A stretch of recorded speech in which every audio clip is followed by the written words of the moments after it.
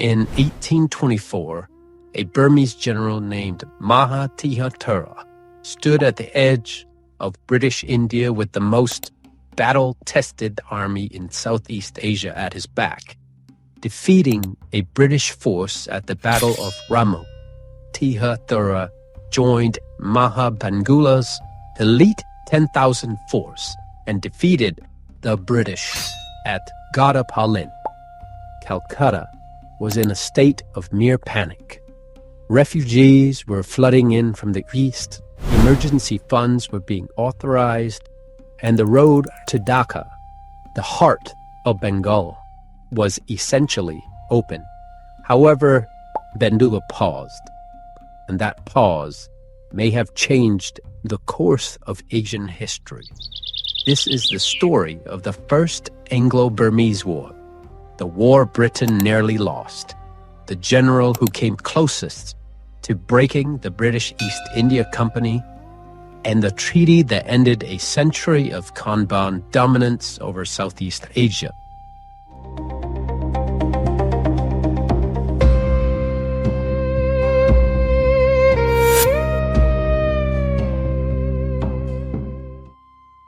To understand why this war happened, you'll have to understand what Burma was. The Konbaung Dynasty, founded in 1752 by the warrior king Alongpaya, has spent the better part of a century doing one thing: winning. They destroyed Ayutthaya, the great capital of Siam. They swept into Manipur and reduced it to a vassal state. They conquered Assam. They pushed to the borders of China, defeating 4 Qin dynasty campaigns. They ruled Arakan on the Bay of Bengal. By 1820, the Konbaung Empire was the dominant military power of mainland Southeast Asia. Their army was the most experienced fighting force in the region, and they had never lost a major conflict, not once. That mattered because it shaped how the court at Ava perceived threats, including the British East India Company, which was quietly expanding its control out of Bengal toward the east, not as an existential danger, but as the next problem to be managed. The immediate problem was the borderlands: Assam, Manipur, Cachar, small kingdoms that had always played both sides between Burma and Bengal. But by the 1810s, Burmese administration of these territories have turned harsh. Governors who taxed like occupiers, nobles who fled west into British Bengal, some of whom returned with weapons. From Ava's perspective, Britain was harboring enemies of the empire. From Calcutta's, Burma was threatening the eastern frontier of Bengal.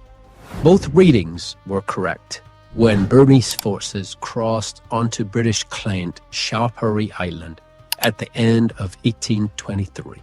It gave both sides the pretext they needed.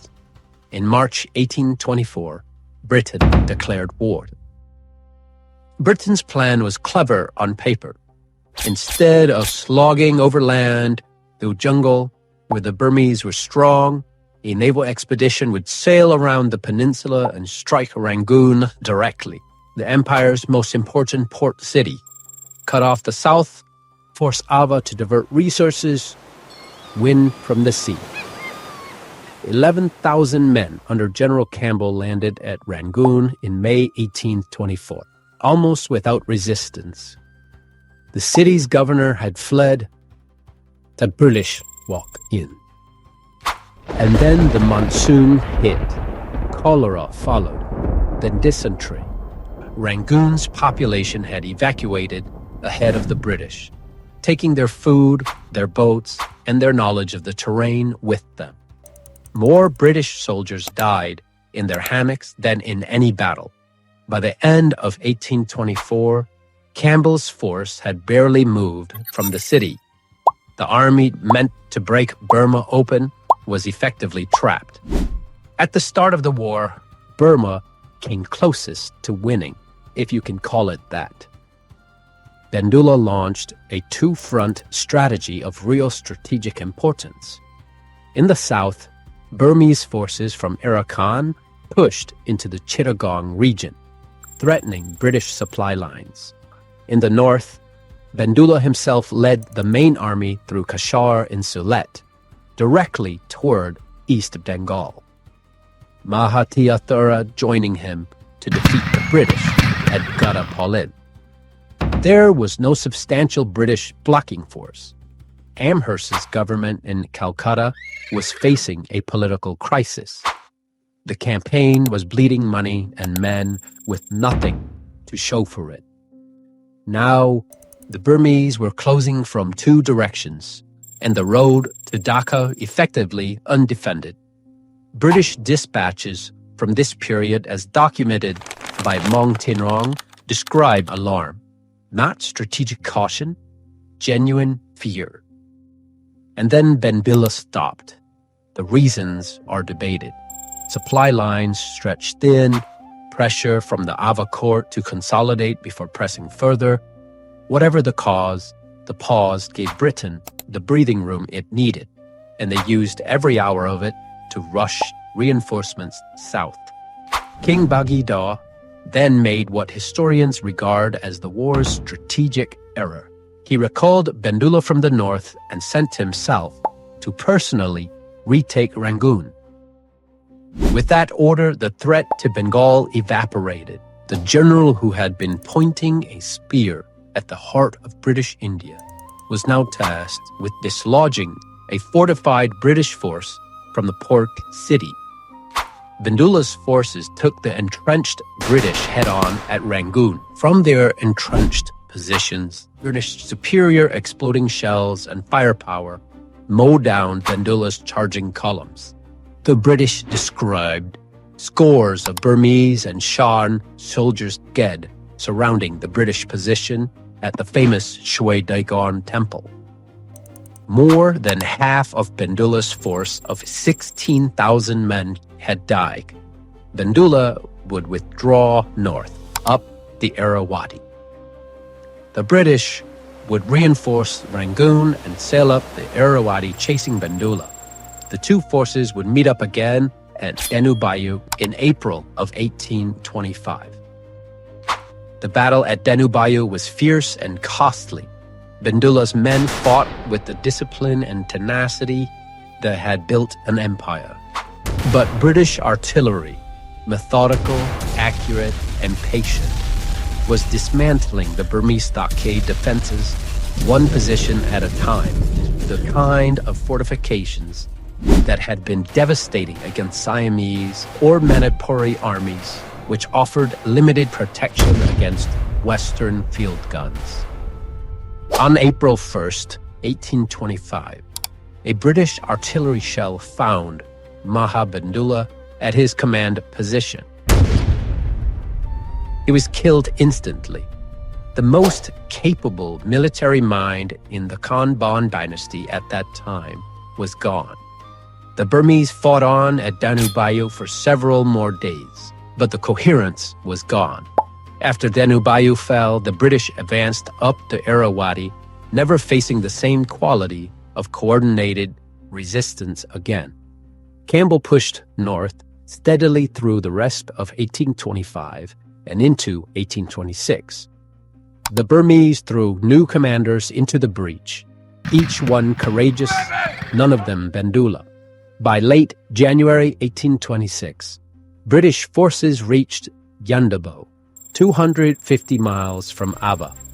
For the first time in recorded Konbaung history, a foreign army was close enough to threaten the Burmese capital, a first since before the days of the rise of King Alangpaya.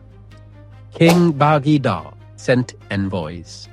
He had no other options. The Treaty of Yandabo, signed February 24, 1826, was a document written entirely by the winning side.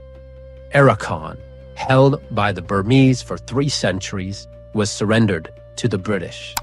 The Tenasserim, the southern coastal strip, was also ceded. Assam and Manipur were relinquished by the Burmese throne. A £1 million sterling war indemnity was demanded, and a British resident would now sit at Ava, the first foreign envoy a Konbaung king had ever been compelled to accept at his own court. The First Anglo-Burmese War didn't end the Konbaung Dynasty immediately. Burma survived another 60 years. Through 2 more wars with Britain in 1852 and 1885, but Yandabo was the hinge. Before it, Burma was an empire that had never lost. After it, Burma was something else, a state in managed decline, ceding territory in each successive conflict until 1885, when the last Burmese king was sent into exile on a ship to Sri Lanka. The war turned on 2 pivots: a general who paused on the road to Baka when he might have marched, and a single artillery shell on April 1st, 1825 at Danubayu. Remove either of those and the story could look very different. The 100-year winning streak, the territorial losses, the forced acceptance of a foreign presence at the Konbaung court, all of it traces back to those 2 moments.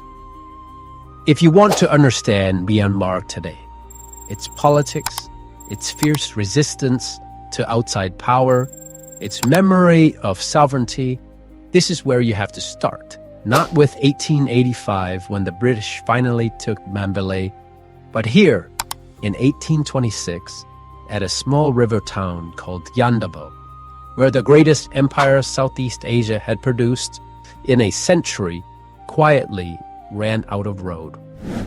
And with that, thank you for joining us here at Tighter Bite-Sized History, a reminder that time marches on.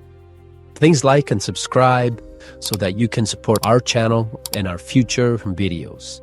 Thank you.